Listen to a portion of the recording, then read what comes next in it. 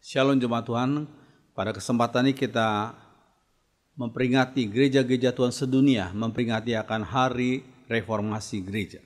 Bukan hari reformasi Indonesia, tapi hari reformasi gereja yang sifatnya dunia. Yang kita ambil dari Efesus 2 ayat 8-9. Mari kita berdoa. Biar Roh Kudus pimpin hambamu, mensensor tuturkan sikap hambamu, dan setiap kami yang mendengar dan menontonnya, kami semua dibimbing oleh Roh yang sama. Berbicara kepada hambamu lewat lidah hambamu. Terima kasih Tuhan, dengarkan doa kami dalam nama Tuhan Yesus. Amin. Makna hari reformasi gereja. Terus sekali mari kita membaca dalam Efesus 2 ayat 8 dan ke-9. Dikatakan Allah mengasihi kalian. Itu sebabnya ia menyelamatkan kalian karena kalian percaya kepada Yesus. Bersama-sama kita bacakan, keselamatan kalian itu bukanlah hasil usahamu sendiri. Itu adalah anugerah Allah. Jadi tidak ada seorang pun yang dapat menyombongkan dirinya mengenai hal itu. Saya kutip dalam terjemahan sehari-hari, Alkitab terjemahan sehari-hari. Terus sekalian, ini suatu ayat yang penting sekali, yang merupakan salah satu kunci daripada gerakan reformasi gereja beberapa abad yang lalu. Keselamatan kalian itu bukanlah hasil usahamu sendiri, itu adalah anugerah Allah. Jadi tidak ada seorang pun yang dapat menyombongkan dirinya mengenai hal itu. So sekalian, kalau kita mengingat akan seorang tokoh, seorang filsuf yang bernama Hegel. Hegel berkata, orang yang kehilangan sejarah, kehilangan identitasnya. Saya pikir perkataan Hegel ini penting. Orang yang nggak tahu sejarah, orang yang lupa akan sejarah, maka dia akan kehilangan identitasnya. Demikian juga orang Kristen harus mengerti sejarah Kristen. Apa yang terjadi pada gereja Tuhan sekian abad yang lalu. Sehingga kita tidak kehilangan identitas kita. Terus sekalian, ini penting. Umat Tuhan perlu mengenal sejarah. Tanggal 31 Oktober tahun 1517, dimulailah gerakan Protestantisme. Gerakan reformasi gereja. Ya, gerakan Protestantisme. Terus kalian kalau kita bertanya kata Protestan itu dari kata apakah? Ada sebagian orang berkata Protestan dari kata protes. Itu orang yang suka protes-protes. Saya pikir tidak tepat. Kata Protestan berasal dari kata Latin yang berarti pro-testimonium. Pro-testimonium yang berarti untuk kesaksian. Kesaksian apa? Kesaksian Injil Tuhan. Kesaksian Injil Tuhan. Terus sekalian, ada tiga slogan reformasi gereja. Apa itu tiga slogan?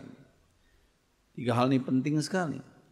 Sola gratia, hanya anugerah Allah. Sola fide, hanya melalui iman. Dan sola scriptura, hanya Alkitab sebagai standar hidup orang beriman. Yuk kita baca tiga sola ini. Yang pertama, sola gratia, hanya anugerah Allah. Yang kedua, sola fide, hanya melalui iman. Dan yang ketiga, sola scriptura, hanya Alkitab sebagai standar hidup orang beriman. Kalau gereja mau disebut gereja reformasi harus kembali kepada tiga sola ini. Ya, dan yang terakhir sebenarnya soli Deo gloria, kemuliaan bagi Tuhan saja. Ya, oke saudara sekalian, apakah syarat untuk diselamatkan? Saudara, gereja Roma Katolik pada zaman Martin Luther beberapa abad yang lalu, mereka mempraktekkan satu praktek yang tidak berkenan di hadapan Tuhan, yaitu iman kepada Yesus plus membeli surat pengakuan dosa. Ya, waktu itu mereka sedang membangun kubah satu gereja yang bernama Saint Peter Basilica.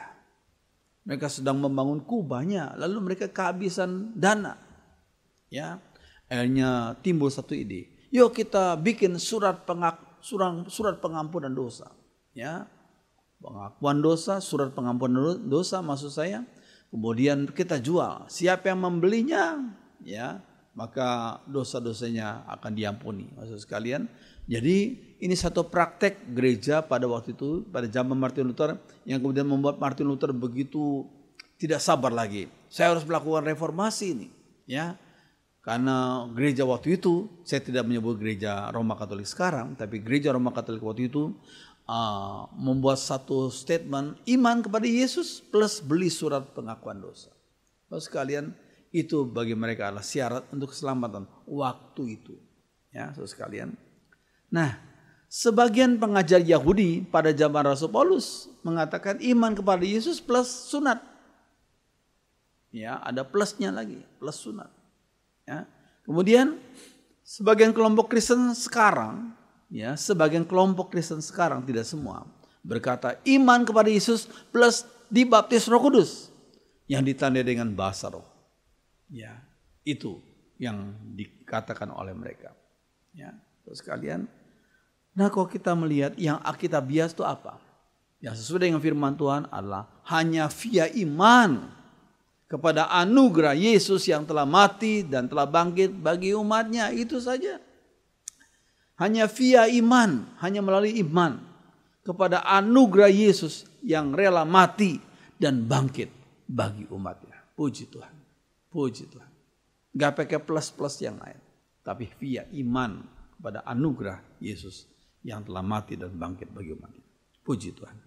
Nah sekalian, Yesus tidak ada yang bisa disombongkan. Tidak ada jasa, tidak ada perbuatan baik, tidak ada sumbangan yang bisa dibanggakan di hadapan Tuhan. Tidak ada yang bisa dibanggakan. Semua adalah anugerah Tuhan saja. Semua anugerahnya. Ya. Itu satu statement yang semua orang di sana harus ingat. Semua hanya anugerah Tuhan saja. Puji Tuhan. Ya. Lalu kemudian kita melihat selanjutnya. Apakah standar hidup umat Tuhan? Standar hidup umat Tuhan apakah? Terus sekalian gereja Roma Katolik pada zaman Martin Luther waktu itu, mereka berkata standar hidup umat Tuhan adalah Alkitab plus Deuterokanonika. Ya, kanon yang kedua. Ya, ada 10 kitab itu. Ya. Plus keputusan konsili dan plus tradisi. Terus sekalian ini bagi gereja Roma Katolik pada zaman Martin Luther beberapa abad yang lalu. Alkitab plus Deuterokanonika plus keputusan konsili dan plus tradisi. Nah, saudara sekalian, sedangkan bidat Mormon yang mengatakan Alkitab standar hidup adalah Alkitab plus tulisan Joseph Smith. Itu standar hidup bagi mereka. Alkitab plus tulisan Joseph Smith. Kemudian yang berikutnya, bagi gereja Advent mengatakan Alkitab plus ramalan Ellen G. White pendirinya. Ya, ramalan. Sekalian yang benar apakah? Yang benar adalah Alkitab saja. Sebagai standar hidup umat Tuhan. Gak ada lain. Alkitab saja. Sekalian ini penting sekali. Nah, Martin Luther ini orangnya. Martin Luther pernah berkata, jika ajaranku tidak sesuai dengan kitab suci, tinggalkanlah ajaranku. Kembali kepada firman Tuhan. Oh, statement Martin Luther ini harus juga diikuti oleh para pendeta, para guru, para dosen Alkitab. Ya, yang berkata seperti Martin Luther. Jika ajaranku tidak sesuai dengan kitab suci, tinggalkanlah ajaranku. Kembali kepada firman Tuhan. Saya pikir ini penting. Ya, standar hidup umat Tuhan tidak lain hanya Alkitab saja, yaitu firman Tuhan itu. Nah, saudara sekalian, selanjutnya kita akan mempelajari. Sekarang berkaitan dengan gerakan Martin Luther itu, kita perlu mengetahui satu topik. Ya, apakah Rasul Petrus adalah paus yang pertama? Nah, itu. Sebagian orang menganggap Rasul Petrus adalah paus yang pertama. Ya, pemimpin gereja sedunia yang pertama. Ya, yang disebut dengan paus yang pertama. Ya, saudara sekalian. Nah, saya kutip dari satu buku yang bernama Ensiklopedia Gereja, Ensiklopedia Gereja yang kedua, ya, yang ditulis oleh A. Huyken SJ. Ya, dia berkata gini, lembaga kepausan merupakan jabatan tertinggi di gereja, yang demi persatuan dan kesatuan seluruh gereja diserahkan kepada Rasul Petrus dan pengganti-penggantinya.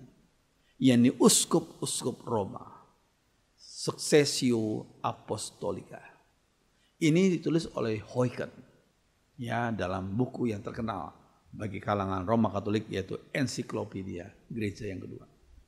Lembaga kepausan merupakan jabatan tertinggi di gereja yang demi persatuan dan kesatuan seluruh gereja diserahkan kepada Rasul Petrus dan pengganti-penggantinya, yakni uskup-uskup Roma.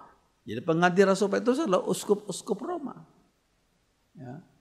Sekalian, nah itu kata mereka. Paus dari Roma dianggap oleh gereja Roma Katolik sebagai kepala gereja dan penerus Rasul Petrus. Sebagai kepala gereja dan penerus otoritas Rasul Petrus. Sekalian, menurut mereka, Kristus mengangkat Petrus sebagai paus yang pertama.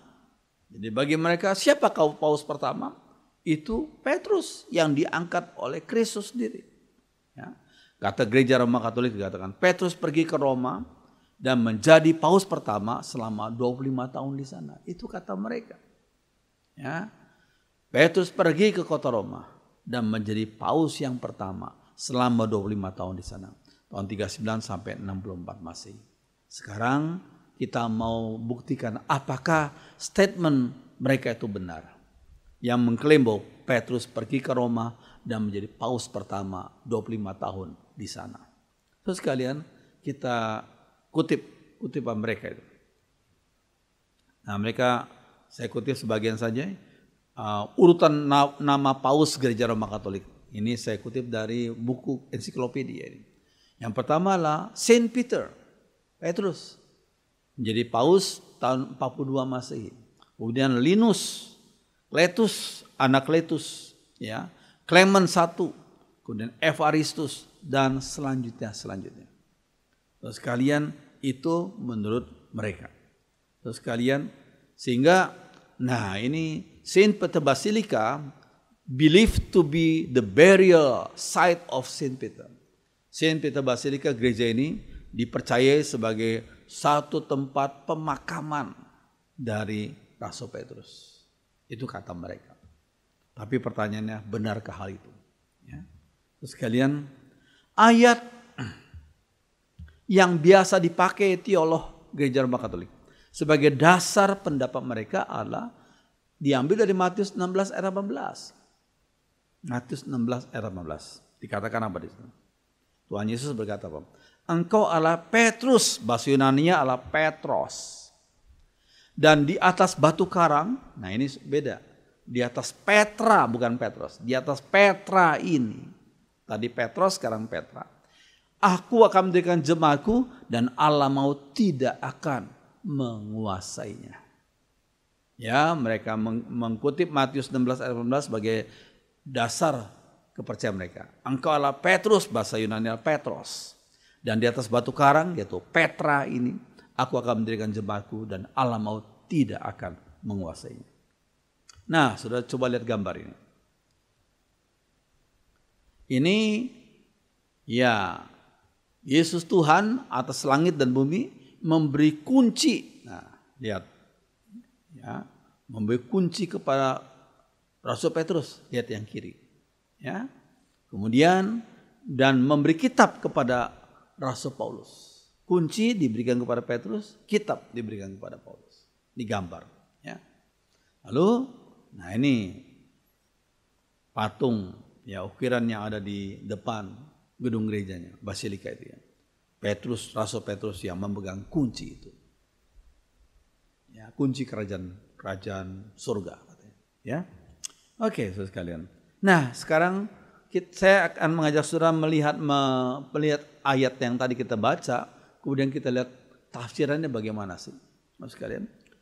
Ada satu tafsiran yang terkenal yang bernama The Wycliffe Bible Commentary, memberikan dua penafsiran yang baik untuk ayat yang tadi kita sudah baca. Ya, yang pertama, kata Petros tadi menunjuk pada Rasul Petrus. Tetapi kata Petra tadi menunjuk pada kumpulan batu atau a rocky mass. Jadi Petros itu menunjuk pada Rasul Petrus, sedangkan kata Petra menunjuk pada kumpulan batu, a rocky mass. Ya, oke. Gereja sebagai tubuh Kristus yang rohani didirikan atas pengakuan yang Petrus ucapkan. Nah ini, Gereja sebagai tubuh Kristus yang rohani didirikan bukan di atas Rasul Petrus, bukan. Bukan didirikan di atas Rasul Petrus gereja ini. Tapi gereja sedunia didirikan di atas pengakuan yang Petrus ucapkan. Pengakuannya apa? Yesus adalah Mesias, anak Allah yang hidup. Ini penting. Jadi gereja tidak didirikan di atas satu pribadi Petrus, bukan. Tapi gereja sedunia didirikan di atas pengakuan yang Petrus ucapkan, yakni Yesus adalah Mesias, anak Allah yang hidup. Itu makna pertama. Ya. Terus yang kedua. Nah, penafsiran kedua. Petrus bersama dengan para rasul lainnya, seperti halnya para nabi dalam PL, dipakai sebagai dasar gereja dan Kristus sebagai batu penjurunya. Saya ulangi lagi. Petrus bersama dengan para rasul lainnya, seperti halnya para nabi dalam Perjanjian Lama, dipakai sebagai dasar gereja dan Kristus sebagai batu penjurunya. Lihat Efesus 2 ayat 20, Wahyu 21 ayat 14. Nah, sekalian kita lihat ya.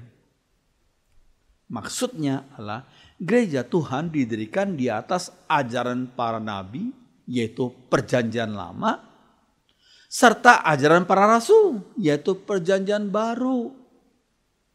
Dan Kristus sebagai batu penjurunya.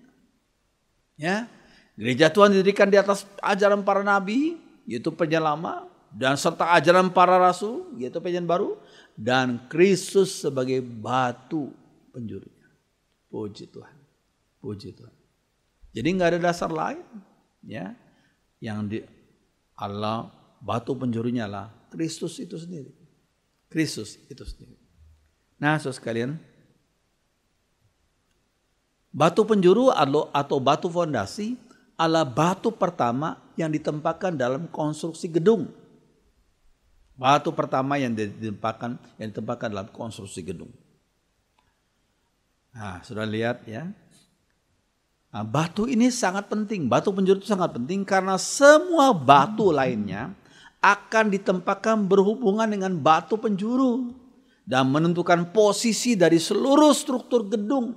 Batu penjuru itu menentukan posisi dari seluruh struktur gedung. Itulah batu penjuru. Ya, sekalian ini penting.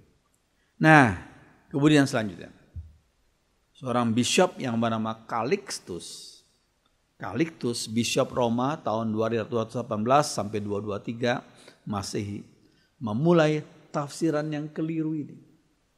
Ya. Terus sekalian dikatakan apa? Dia mengatakan bahwa batu karang itu adalah Rasul Petrus yang dianggap sebagai kepala gereja. Ini tafsiran pertama dimulai oleh Calixtus ini. Ya. Dia mengatakan bahwa batu karang itu adalah Rasul Petrus yang dianggap sebagai kepala gereja. Okay. Padahal satu-satunya kepala gereja adalah Tuhan Yesus. Ya. Nah, lihat Efesus 5 ayat 23 ini. Ya. Karena suami adalah kepala istri, sama seperti Kristus adalah kepala jemaat. Dialah yang menyelamatkan tubuh. Kristus adalah kepala jemaat. Itu Efesus 5:23. Ini penting sekali. Ya, oke. Nah, selanjutnya, Rasul Petrus memang tidak cocok menjadi paus. Tidak cocok. Berikut adalah perbandingan keduanya. Ya, dan kita lihat Petrus bukanlah dia tidak cocok sekali sebagai seorang paus yang diklaim oleh mereka itu. Ya, coba lihat. Nah, Petrus itu menikah. Lihat saja Matius 8 ayat 14. Ya, 1 Korintus 9 ayat 5. Petrus itu menikah, tapi paus tidak. Itu tidak cocok yang pertama. Ya, yang kedua, Petrus tidak izinkan seorang pun sujud di hadapannya. Lihat Kisah Rasul 10 ayat 25 sampai 26. Ya.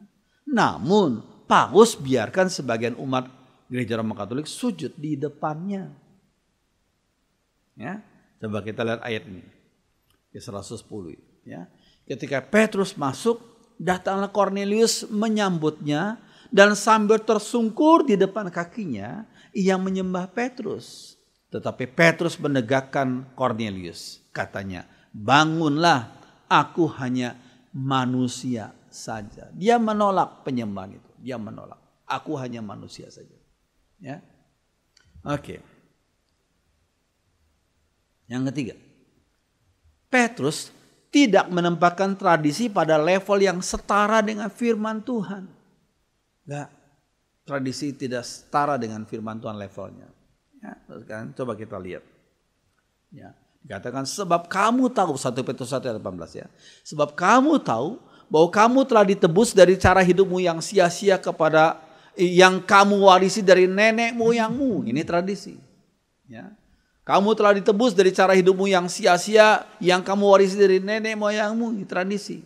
Itu bukan dengan barang yang fana, tetap bukan pula dengan perak atau emas. Jadi umat Tuhan bukan ditebus dengan tradisi, bukan. Ya, ditebus oleh darah Yesus saja. Ini penting. Ya, oke. Nah, tidak demikian halnya dengan sikap Paus dalam tradisi gereja Roma Katolik. Ya, tradisi bagi mereka itu penting sekali. Ya, oke.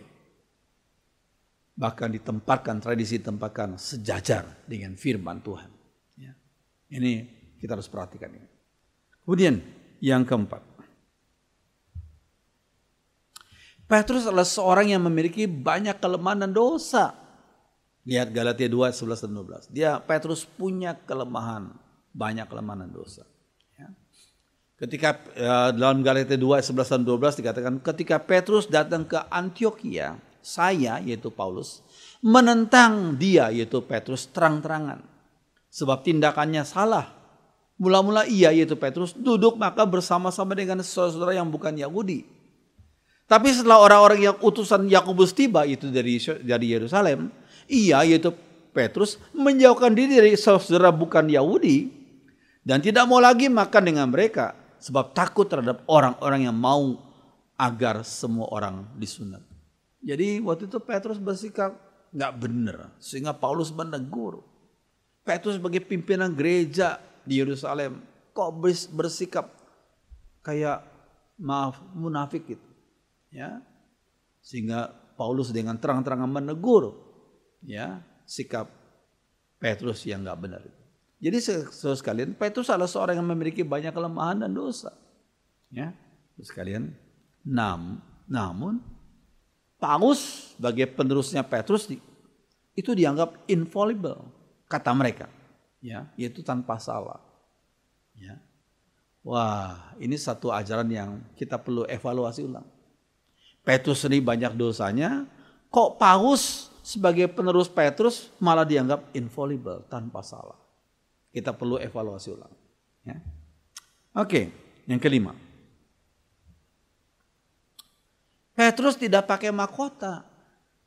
Dia menunjuk pada mahkota kemuliaan yang akan datang. Nah ini.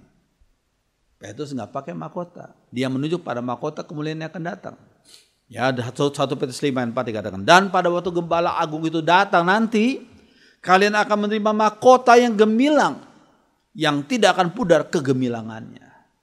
Jadi nanti, pada waktu Yesus datang kedua kali, maka umatnya yang setia iring Tuhan akan dikaruniakan mahkota kemuliaan. Ya, terus kalian. Nah, namun Paulus sering memakai mahkota yang menjadi salah satu ornamen dari pakaian kebesarannya. Yaitu. Ya, pada Rasul Petrus tidak punya mahkota, baru terima mahkota pada waktu sang gembala agung itu datang nanti. Ya, sekalian. Yang selanjutnya. Oke. Petrus disebut sebagai rasul bagi orang-orang bersunat. Petrus disebut sebagai rasul bagi orang-orang bersunat. Galatia 2 ayat 7 sampai 9. Paulus sebagai rasul bagi orang-orang yang tidak bersunat. Roma 11 ayat 13. Ya. Nah, ini perlu kita ingat. Kota Roma adalah kota bagi orang-orang yang tidak bersunat, yakni orang-orang non-Yahudi. Ya. Kaisar Claudius pernah memerintahkan supaya semua orang Yahudi meninggalkan Roma Kisah Rasul 18:2 dikatakan mereka datang ke Korintus ya sebab Kaisar Claudius telah menyuruh semua orang Yahudi keluar dari Roma. Ya, ini sejarah mencatat dan ditulis dalam Kisah Rasul 18. Orang Yahudi disuruh keluar dari Roma. Petrus adalah seorang dari Yahudi, seorang Yahudi ya. Oke. Jadi tidak mungkin Petrus pernah menjadi bishop di kota Roma. Ini penting. Petrus tidak pernah jadi bishop di kota Roma. Oke. Nah, memang gak pernah disebutkan dalam Alkitab bahwa Petrus pernah pergi ke Roma. Alkitab tidak pernah menyebutkannya bahwa Petrus pernah pergi ke Roma. Petrus pernah pergi ke Antioquia, ke Samaria, ke Yope, Kaisarea, dan beberapa tempat lainnya. Tetapi tidak ke kota Roma. Ini penting. Ini penting sekali. Ya. Oke. Sekarang kita lihat. Biasanya ayat yang dipakai untuk mendukung bahwa Petrus pernah melayani di kota Roma adalah 1 Petrus 5 ayat 13. Ya dikatakan 1 Petrus 5 ayat 13. Salam kepada kamu sekalian dari kawanmu yang terpilih yang di Babylon. Yang di Babylon. Itu kata Petrus. Nah saudara sekalian. Kata Babylon oleh sebagian penafsir telah diidentikan dengan kota Roma. Seperti kebiasaan yang Rasul Yohanes di dalam Wahyu pasal 17. Rasul Yohanes dalam Wahyu 17 memang menyebut Roma sebagai Babylon, kota Roma. Ya.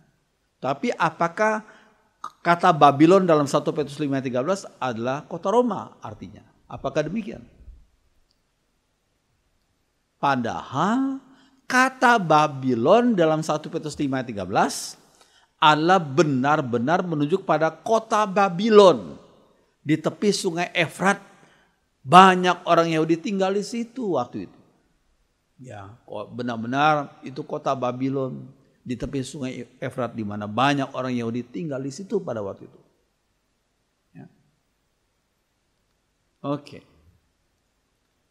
Josephus, seorang ahli sejarah Yahudi pada abad pertama, menulis pada Babylon pada zaman yang sama. Iya, menulis kepada Babylon. Ya. Bukan kepada Babylon di sini mempunyai arti kota Roma itu bukan, tapi memang daerah Babylon. Sekalian, ini suatu hal yang penting. Oke. Nah, sudah ingat satu film yang bernama Quo Vadis Domini. Mau kemana Tuhan? Mau kemana Tuhan? Ini saudara sekalian kisahnya adalah ketika kata mereka ini film versi Gereja Roma Katolik. Ketika Petrus menjadi bishop di kota Roma, lalu terjadi penganiayaan bagi orang-orang Kristen di kota Roma. Akhirnya Petrus katanya tiba-tiba melarikan diri dari kota Roma. Dia mau lari, dia mau keluar dari kota Roma. Di pintu gerbang kota Roma, dia melihat dari arah yang berlawanan Tuhan Yesus. Tuhan Yesus sedang menuju kota Roma sambil memikul salibnya. Sehingga Petrus yang tadinya mau keluar dari kota Roma berkata, Quo Vadis Domini, mau kemana Tuhan? Kamu mau kemana? Tuhan berkata, aku mau masuk kota Roma untuk disalibkan sekali lagi.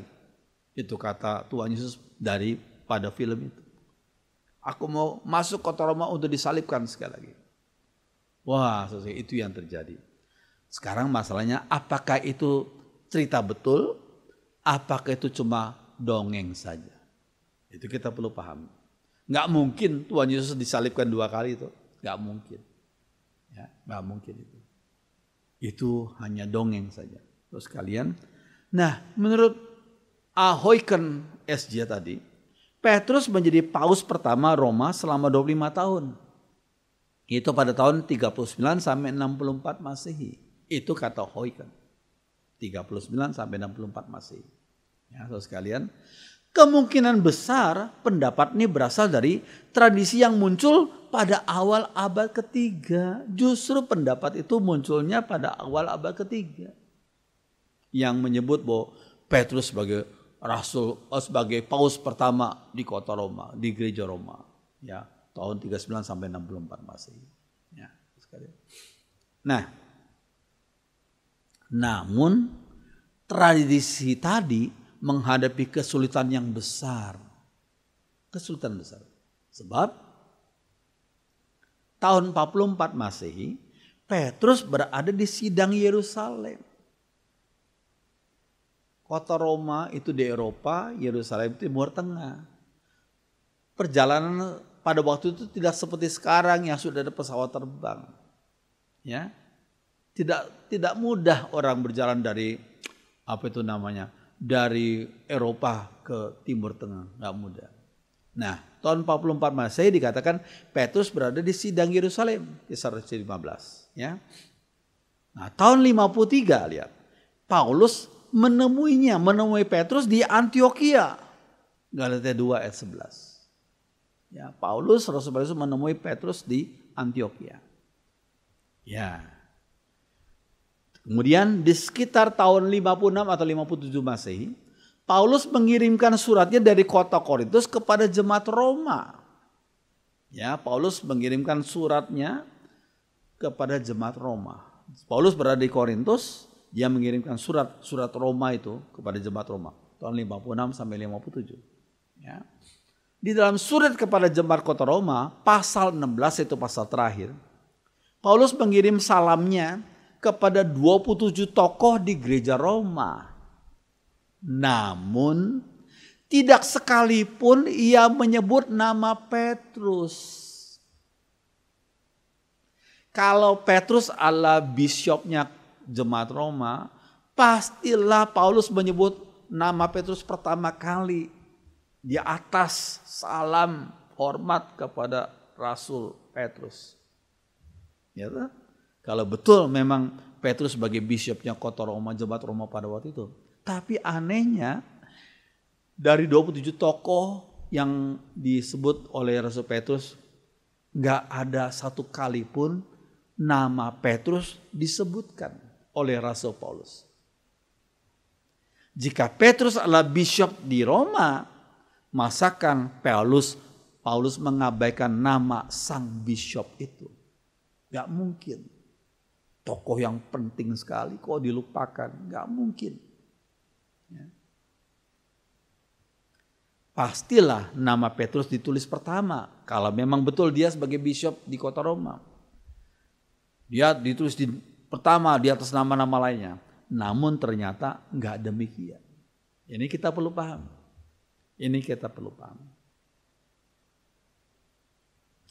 Oke, saudara sekalian. Nah, lalu kok bisa terjadi penafsiran seperti tadi? Petrus sebagai biskop pertama. Ya, Simon Petrus disebut sebagai biskop pertama. Bagaimana cara kita menjelaskannya? Nah, dikatakan mungkin di sini terjadi permainan kata.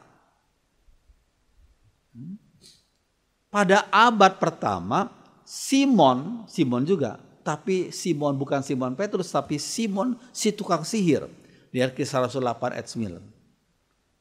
Pergi ke Roma, Simon si tukang sihir itu pergi ke Roma. Hal ini tulis di dalam Catholic Encyclopedia. Justin Martyr dan penulis-penulis awal lainnya menginformasikan kita bahwa dia atau Simon itu kemudian pergi ke Roma, melakukan mujizat-mujizat di sana dengan kuasa-kuasa roh jahat. Ini Simon Magus ya. Dan ia menerima penghormatan ilahi baik di Roma maupun di negerinya sendiri. Simon Magus yang historical ini bersifat sejarah loh Simon Magus itu. Secara tidak diragukan mendirikan suatu agama imitasi dari kekristenan. Imitasi. Di mana ia mengklaim diri memiliki posisi yang paralel dengan Kristus. Nah, ini saya tidak mengada-ngada. Ini ditulis oleh Catholic Encyclopedia. Jadi saudara sekalian, jadi mungkin terjadi permainan kata di sini. Jadi yang disebut dengan Simon bukan Simon Petrus, tapi itu adalah Simon Magus. Ya. Oke, selanjutnya. Pertanyaannya, apakah Simon Magus itu yang kemudian dianggap sebagai Simon Petrus? Mungkin sekali. Mungkin sekali. Sebab Petrus, Rasul Petrus tidak pernah jadi bishop di kota Roma. Ya, karena beliau sebagai seorang Yahudi, ya, yang pergi pelayanan ke beberapa kota, tetapi tidak pernah jadi bishop kota Roma. Ini penting. Jadi kemungkinan di sini Simon Magus mungkin, ya, yang kemudian dianggap oleh sebagian orang sebagai Simon Petrus. Ya. Dan sekalian, biarlah firman Tuhan membimbing kita sehingga kita bisa menjadi orang yang lebih bijak, membedakan mana yang benar dan mana yang salah. Amin. Baik, saudara sekalian, kita akan berdiri, kita akan nyanyikan satu lagu. Ku ada sebagaimana ku ada. Berdiri menghadap tahta-Mu Bapa, semua karena anugerah Tuhan saja. Mari kita berdiri, nyanyikan lagu ini bersama-sama.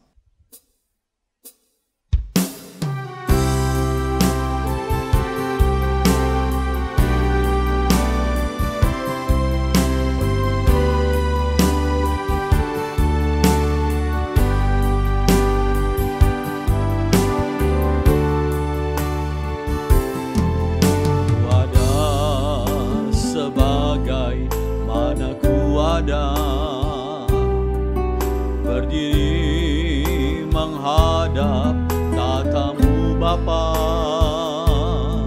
semua karena anugerah-Mu yang telah selamatkanku. Ku hidup dalam segala kelimpahan, layak untuk melayani Tuhan, semua karena anugerah-Mu tercurah bagiku. Besar anugerah-Mu, angkat tangan kanan. Besar anugerah-Mu, berlimpah kasih-Mu, semakin hari semakin bertambah besar anugerah-Mu.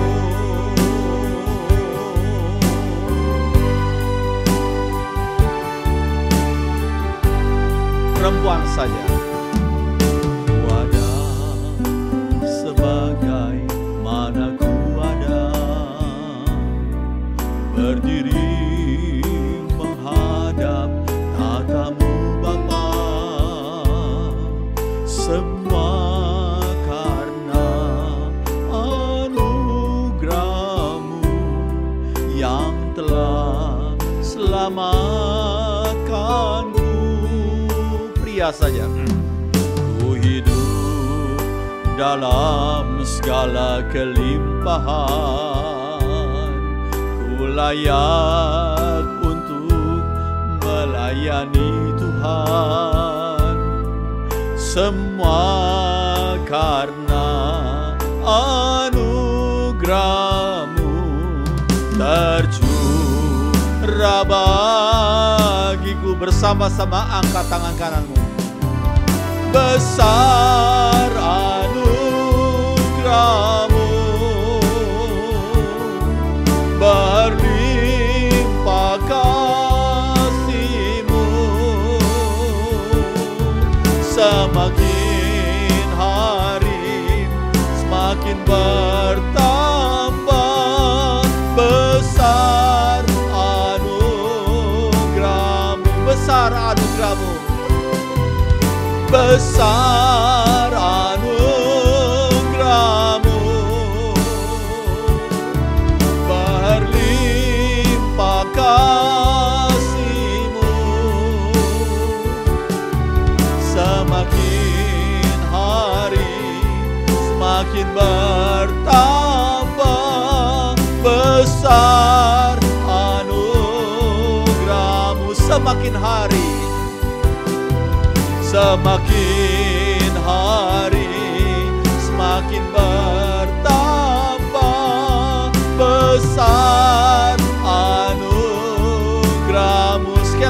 semakin hari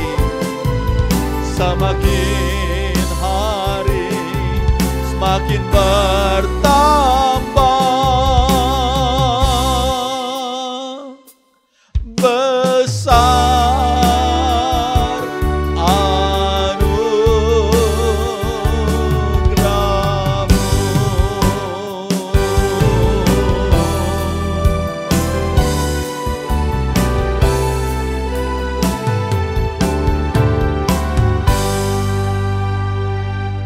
Segala syukur dan puji kami kembalikan kepada Tuhan, yang dengan anugerah Tuhan semata-mata, dengan kasih karunia-Mu yang telah mengampuni dosa kami, yang telah memberikan kami kesempatan untuk percaya pada Yesus. Hanya melalui iman saja kami bisa dibenarkan. Terima kasih oleh anugerah-Mu yang luar biasa. Terima kasih, firman-Mu sudah hamba-Mu sampaikan, meteraikan firman-Mu dalam hati kami masing-masing. Terima kasih, ajar kami mengembalikan segala kemuliaan, segala puji kepada Tuhan saja. Dengarkan doa kami dalam nama Tuhan Yesus. Semua orang beriman mengatakan amin. Silakan duduk, saudara.